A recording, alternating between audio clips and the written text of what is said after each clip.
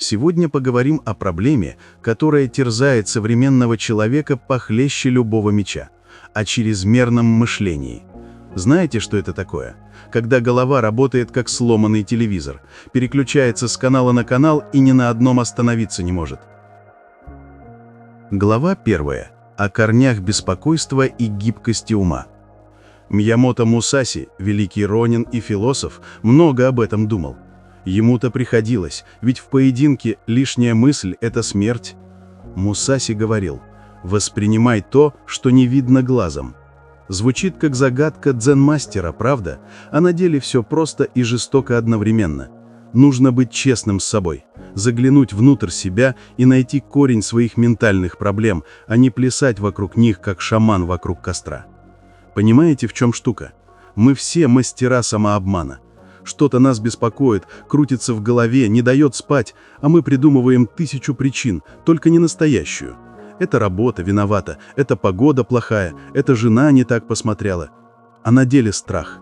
Глубокий, первобытный страх перед чем-то, о чем мы себе даже признаться боимся. Я сам годами так жил. Крутилось в голове. Может, не туда иду, может, не то делаю. А потом взял и честно себе сказал: «Слушай, старик, ты просто боишься провалиться». Вот и весь секрет. И знаете что? Как только назвал вещи своими именами, стало легче. Не то чтобы страх исчез, нет, он остался, но теперь я его вижу, понимаю, могу с ним работать. Вот чему учил Мусаси. Выйди за пределы поверхностных мыслей, погрузись в свои самые глубокие страхи и неуверенности. Признай их, не прячься от них за красивыми словами и оправданиями. Когда ты это делаешь, обретаешь ясность, а ясность ума – это уже половина победы. Дальше Мусаси говорил нечто важное. Пойми, что к вершине горы ведет не один путь. И это, друзья мои, золотые слова. Чрезмерное мышление часто начинается именно оттуда. Мы зацикливаемся на поиске идеального решения. Как правильно, какой способ лучший, а вдруг я ошибусь. И пока мы думаем, жизнь проходит мимо. А совет Мусаси прост до гениальности. Будь адаптивен. Прими, что существует множество способов решить проблему. Отпусти тревогу, связанную с перфекционизмом. Нет идеального пути, есть твой путь. Знаете, что убивает людей? Не неправильный выбор, а не выбор вообще. Человек стоит на развилке и думает: налево или направо? А если налево, то потом еще куда? А если направо, то не пожалею ли? И стоит так, пока не постареет. А можно было просто пойти в любую сторону и посмотреть, что там. Не подошло, вернешься, пойдешь в другую. Не трагедия же. Вот где зарыта главная собака. Общество навязывает нам сценарий. Родись, учись в школе, получи диплом, найди работу, работай до пенсии, умри. Красиво. Только вот многим этот путь не подходит. И возникает внутренний конфликт между тем, что надо, и тем, что хочется на самом деле. Я помню, как мой знакомый мучился. Родители хотели, чтобы он стал юристом. Престижно, денежно, статусно. А он с детства рисовал, мечтал о дизайне. И вот он сидит на лекциях по праву, а в голове война. Должен слушать родителей против «хочу заниматься творчеством». И от этого конфликта чрезмерное мышление, сомнения, бессонница. Мусаси здесь дает мудрый совет. Сделай шаг назад и наблюдай за этой битвой. Не ввязывайся сразу, не принимай чью-то сторону автоматически. Просто смотри, вот навязанные убеждения, вот истинные желания. И выбери, какая сторона победит. Потому что выбор – это твоя власть, твоя свобода. Когда ты признаешь, что к успеху ведут разные пути, ты освобождаешься. Перестаешь мучиться вопросом, правильно ли я делаю по чужим меркам, и начинаешь спрашивать, правильно ли это для меня. И вот тогда ум успокаивается, потому что фокус смещается с бесполезного сравнения на осмысленное действие. А теперь о вещи очевидной, но которую мы постоянно игнорируем. Мусаси учил: не делай ничего бесполезного. Звучит просто, правда? А попробуйте применить в жизни. Посмотрите, чем вы занимаетесь целый день. Сколько времени уходит на бессмысленную чушь. Социальные сети с их драмами, новости, где одни плохие известия, споры в интернете с незнакомцами, которых вы никогда не переубедите. сплетни о знаменитостях, до которых вам на самом деле нет дела. Все это мусор, занимающий ваш разум. И именно этот мусор создает питательную среду для чрезмерного мышления. Потому что когда голова забита ерундой, там нет места для ясных мыслей и целенаправленного действия. Зато полно места для сомнений и страха. Вот простой тест. Если то, чем вы занимаетесь, не приближает вас к вашим целям и не приносит настоящей радости, это бесполезно. Отбросьте это безжалостно. И увидите, как разум очистится, как появится энергия на то, что действительно важно. Мусаси знал, если убрать бесполезное и сосредоточиться на важном, у чрезмерного мышления просто не будет шанса, потому что ум будет занят целенаправленным действием, а не бесконечным пережевыванием пустоты. Так что, друзья мои, запомните главное из этой беседы. Загляните в корень своих страхов, примите множественность путей, выберите свой собственный и отбросьте все бесполезное. Это первые шаги к ясности ума, который учил великий Мусаси. Глава 2. О жизни день за днем и правильном времени. А теперь поговорим о времени, о том, как его воспринимать и как не дать ему превратиться в источник тревоги. Мусаси говорил нечто важное. Сегодня – это победа над собой вчерашним. Завтра – твоя победа над меньшими людьми. Слышите, о чем он? Не о конкуренции с другими, а о ежедневном самосовершенствовании. Чрезмерное мышление часто подпитывается сравнением. Мы смотрим на других и думаем, у него получается лучше, она уже так далеко, а я еще здесь, они все успешнее меня. И от этого тревога, сомнения, ощущение собственной никчемности. А Мусаси учит нас перенаправить фокус. Не смотри на других, смотри на себя вчерашнего. Ты стал лучше? Хоть чуть-чуть. Узнал что-то новое. Сделал что-то, чего не делал раньше. Вот это и есть победа. Маленькая, незаметная для других, но твоя. У вас есть 24 часа сегодня. Это все, что гарантировано. Завтра не обещано, это просто факт, как бы мы ни старались его игнорировать.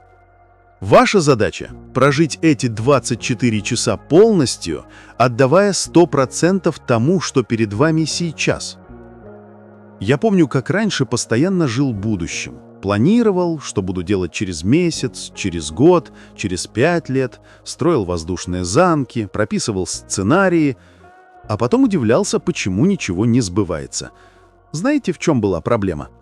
Я жил везде, кроме настоящего момента.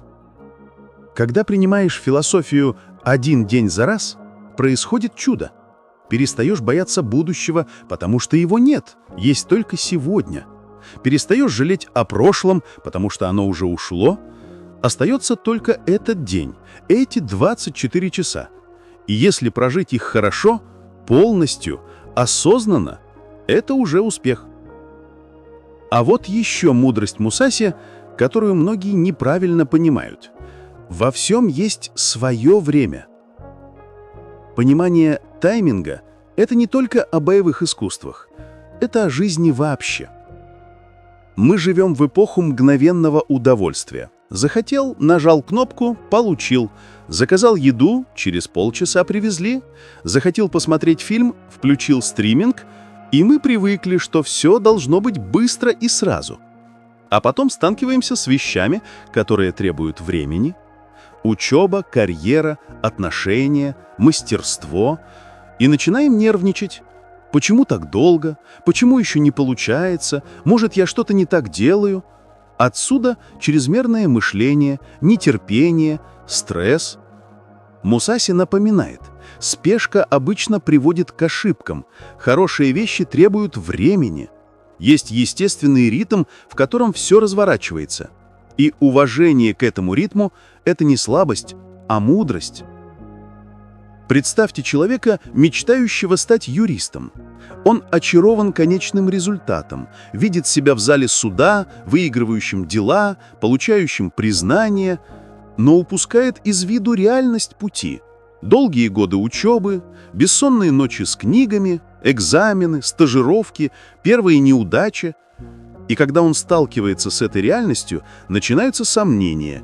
Действительно ли мне это нужно? Может сменить специальность, может это не мое. А это всего лишь нетерпение, желание иметь результат здесь и сейчас, без процесса. Мудрость Мусаси учит терпению. Не потому что нужно пассивно ждать, а потому что нужно уважать естественный ход вещей. Семя не становится деревом за ночь. Ученик не становится мастером за месяц. Всему свое время. А вот что меня особенно зацепило в учении Мусаси. Не позволяй телу быть увлеченным разумом и разуму быть увлеченным телом. Речь о балансе, друзья мои. Чрезмерное мышление часто возникает именно из-за дисбаланса. Тело хочет одного, разум – другого. Тело устало, а разум гонит вперед. Или наоборот, тело полно энергии, а разум застрял в прошлом или улетел в будущее. Расскажу личный пример. Я долгое время занимался двумя вещами – работой и бразильским джиу-джитсу. И постоянно был в конфликте с собой. Когда тренировался, разум блуждал, думая о работе, ждущей дома. Когда работал, переживал, что не прогрессирую в джиу-джитсу из-за недостатка тренировок. Тело и разум были не в гармонии, и это создавало огромный стресс, постоянное чувство вины, ощущение, что я везде не до конца. А потом я понял мудрость Мусаси. Нужно быть там, где ты есть. Телом и разумом одновременно. Тренируешься? Будь в тренировке полностью, не думай о работе, она подождет. Работаешь? Будь в работе целиком. Тренировка будет позже. Эта синхронизация разума и тела приносит невероятное облегчение. Исчезает внутренний конфликт, а с ним и чрезмерное мышление. Мусаси также говорил «путь в тренировке».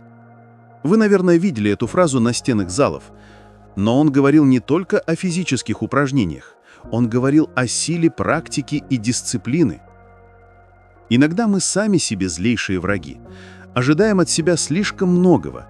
Злимся, когда не достигаем заоблачных стандартов, а потом погружаемся в самобичевание. «Я неудачник, у меня ничего не получается, я бездарь».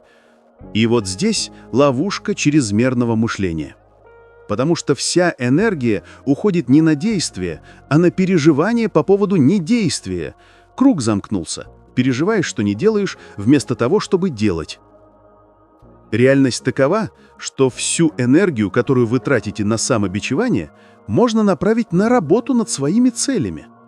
Столкнитесь с реальностью того, где вы есть. Не где хотите быть, не где должны быть, а где есть на самом деле.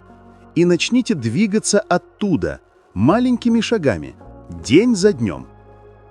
Вот как достигается настоящий прогресс. Не гениальными озарениями, не вспышками вдохновения, а ежедневной тренировкой. Физической, ментальной, духовной, неважно. Главное – постоянство и присутствие в моменте. Так что запомните, друзья, живите день за днем, уважайте время и его ритм, синхронизируйте тело и разум, тренируйтесь постоянно. Это путь к внутренней гармонии и ясности ума. Глава 3. О работе над собой и честном взгляде на свою жизнь. Всегда помните, друзья, что знание без действия бессмысленно, как меч, который никогда не вынимали из ножен. Каждый из нас — это проект, незавершенный, постоянно меняющийся, требующий внимания и работы. И у каждого проекта свои уникальные аспекты, сильные и слабые стороны. Может, общение дается вам легко, и вы никогда не сталкивались с социальной тревогой. Отлично. Но может, у вас финансовые трудности, или неуверенность в себе, или недостаток веры в свои силы. У каждого свое. Чрезмерное мышление — это лишь одна часть головоломки. Победить его важно, но это не решает всех проблем. Это как вылечить один симптом, забыв про болезнь целиком. Вот что я предлагаю вам сделать. И это не просьба, а вызов. Выделите 12 минут, всего 12 минут из вашей жизни. Побудьте наедине с собой. Закройтесь в комнате, выключите телефон, уберите все отвлечения. И запишите все, с чем вы боретесь. Все, что вас мучает, тревожит, не дает спать. Финансы – записывайте. Отношения – записывайте. Здоровье – записывайте. Неуверенность – записывайте. Чрезмерное мышление – и его тоже. Составьте список. На бумаге, в телефоне, неважно. Главное, будьте честны. Не пишите то, что правильно написать. Пишите правду. Потому что врать самому себе – самое глупое, что можно сделать. Когда список готов, сделайте следующее. Ранжируйте проблемы по важности. Что действительно критично? Что мешает жить прямо сейчас? А что просто неприятно, но терпимо? Это простое упражнение даст вам невероятно ясное представление о том, на чем нужно сосредоточиться. Потому что когда все в голове – это хаос, а когда на бумаге структурировано, с приоритетами – это план действий. И знаете, что самое удивительное? Часто оказывается, что проблем не так много, как казалось. Просто они все кричали одновременно, создавая иллюзию катастрофы. А когда разложишь по полочкам, видишь, что 3-4 главных вещи, остальное – шум. Теперь начинайте работать с самой важной проблемой. Не со всех сразу, так вы просто распылитесь и ничего не добьетесь. С одной, самой критичной. И делайте что-то каждый день, пусть маленькое, но конкретное. Помните философию Мусаси? Сегодня победа над собой вчерашним. Вот и применяйте. Каждый день делайте хоть что-то, что приближает вас к решению главной проблемы. Даже 5 минут – это прогресс. Это движение вперед. Цель всей этой работы – стать лучшей версией себя. Я твердо верю, основываясь на учении Мусаси и своем опыте, что у нас есть 3 ключевые задачи в этой жизни. Первое – изменить себя. Это путешествие на всю жизнь. Никогда не кончается. Всегда есть что улучшить, чему научиться, что в себе исправить. И это не наказание, это привилегия, возможность роста. Вторая – помочь своей семье. Когда ты меняешься к лучшему, это влияет на близких. Твоя жена, дети, родители – все видят твою трансформацию и вдохновляются ею. Или, как минимум, получают более здорового, счастливого, осознанного человека рядом. Третье – внести вклад в мир. Это может быть что угодно – твоя работа, творчество, волонтерство, обучение других. Главное – оставить мир чуть лучше, чем он был до тебя. Но все начинается с тебя. Нельзя помочь другим, если сам тонешь. Нельзя изменить мир, если не изменил себя. Это как в самолете говорят. Сначала наденьте маску на себя, потом на ребенка. Та же логика. Вот мы и прошли путь, который указал нам Миямото Мусаси. От понимания корней чрезмерного мышления, через гибкость ума и жизнь в моменте, до честной работы над собой. Его мудрость пережила 400 лет не потому, что он был великим мечником, таких было много, а потому что он понял нечто важное о человеческой природе и смог это выразить. Чрезмерное мышление – это не болезнь современности, это вечная человеческая проблема. Мусаси сражался с ней на полях битв, где лишняя мысль означала смерть. Мы сражаемся с ней в повседневной жизни, где лишняя мысль крадет покой и энергию. Но принципы борьбы те же – честность с собой, фокус на важном, жизнь в настоящем моменте, постоянная тренировка и работа над собой. Просто, но нелегко. Как и все настоящее в этой жизни. Если эти беседы вам понравились, если вы почувствовали, что мудрость Мусаси может помочь вам на вашем пути, не останавливайтесь здесь. Здесь, на канале «Философия странника», мы регулярно говорим о мудрости великих, воинов, философов, мыслителей, о том, как применять древние истины в современной жизни, о пути к мастерству, внутренней гармонии и ясности ума. Подписывайтесь, если хотите продолжить это путешествие. Нажмите на колокольчик, чтобы новые беседы не прошли мимо вас. Когда единомышленники собираются вместе, путь становится яснее. А пока идите и применяйте услышанное. Потратьте несколько минут на честный разговор с собой. Составьте список. Выберите приоритеты. Начните действовать. Сегодня, прямо сейчас.